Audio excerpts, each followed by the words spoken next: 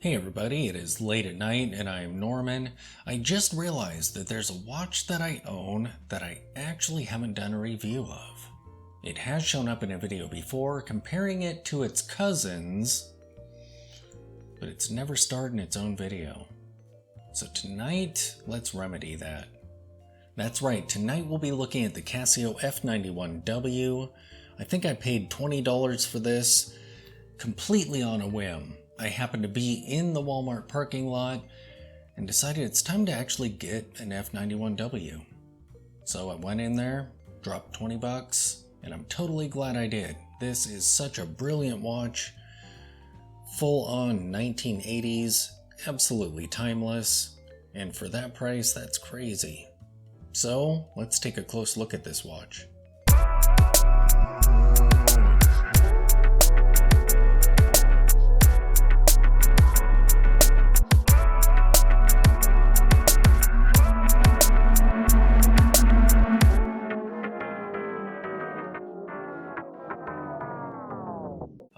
The F91W. These watches are so cool. Now I'm a child of the 80s, so these watches, among other things like swatches, shopping malls, the Aliens movies, Transformers, Robotech, and so much more, have a very special place in my heart. These watches take me right back to my childhood and all the memories and good feelings from that time. I remember going to the state fair with my best friend in elementary school, wandering around and buying cheap plastic swords with jewels on them. I bought a new one of those every single year. This watch brings back all of that nostalgia. So we began looking at its strap, and this is a $15 or $20 watch, so this is just a plasticky strap here. The design that's cut into it is really cool looking. Very tech, very sci-fi. And we have a black buckle on there. And for the price, I mean, this buckle is decent. Pretty crazy. Now, I believe these straps do kind of wear out, but I mean, this is truly a beater watch, so once that happens, you could just throw it away and buy a new one. In fact, when the battery dies, you have a decision to make. Do you bother with trying to change the battery, or do you just buy a new F91W? Guess it depends on how roughed up your watch is when the battery dies. The lugs are somewhat hidden on this, and the case is plastic as well. Pretty much everything on here except like the buttons and the case back.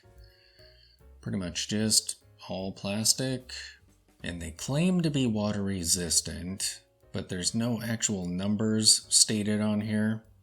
This particular watch, I did do a dunk test and some other tests before taking it to the lake during the summer, and I full on swam with this thing on and it was just fine.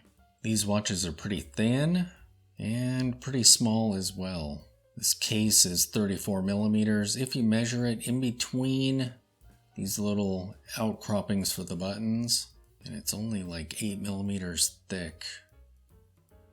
The crystal is acrylic, and we have that classic vintage design on the screen, dial. I don't know what you'd call it on an LCD watch, but that thing. And all these colors are just cool, kind of reminiscent of Pac-Man or something. And you can set it to 12 or 24 hour. I always go for the 24 hour. It just looks more tech. So the F91 has 3 buttons that allow you to interact with it. We have the alarm on and off and the 12-24 hour toggle. Right there. And I think if you're in alarm mode, this will turn it on and off. And it also has an hourly chime that you can turn on and off. So right now both of those are on. I love the hourly chime where it just beeps every hour.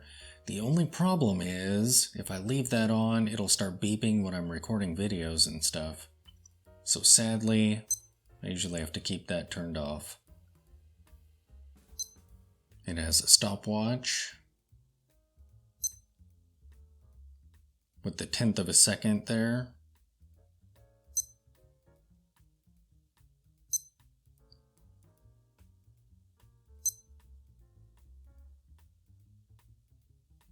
And interestingly, you use the light button to reset the stopwatch.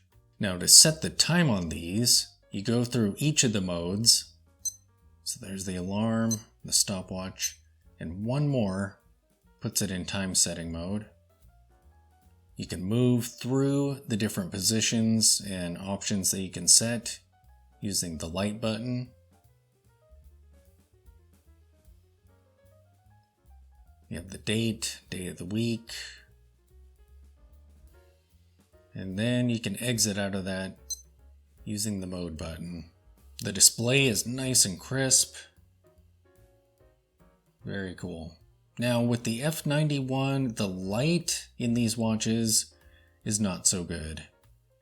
So let's go someplace darker and I will illustrate that. Alright, so you can see that it's pretty dark over here. Let me hit the light so we can see what time it is.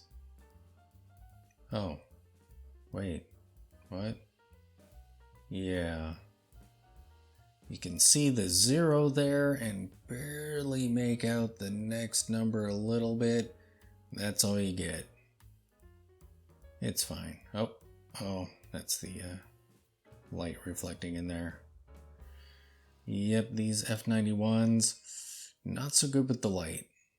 So yeah, if you're trapped in a pitch black hull of a spaceship, you're not going to be able to tell the time. Sorry about that. As for the specifications on these watches, the case size is 34 millimeters, the case height is 8 millimeters, the lug to lug is 38 millimeters, the lug width is 18 millimeters, and this crystal is acrylic.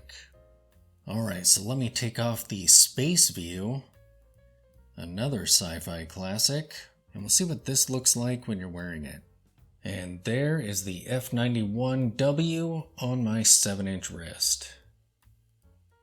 And I mean, you just can't go wrong with those. So much fun. I feel like a proper Unix nerd. So cool. I really should be in a spaceship right now, but sadly I'm not. This is such a cool timeless design.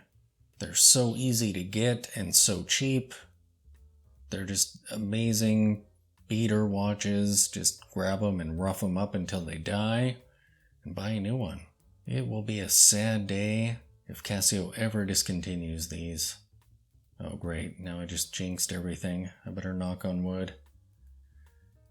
Sorry guys, I just ruined the future. So thin, nice vintage size, just awesome. So there you have it, a super affordable piece of 1980s nostalgia. I mean, you can't go wrong with $15 to $20. Although now, maybe they're more. But surely not by much. Thanks for watching.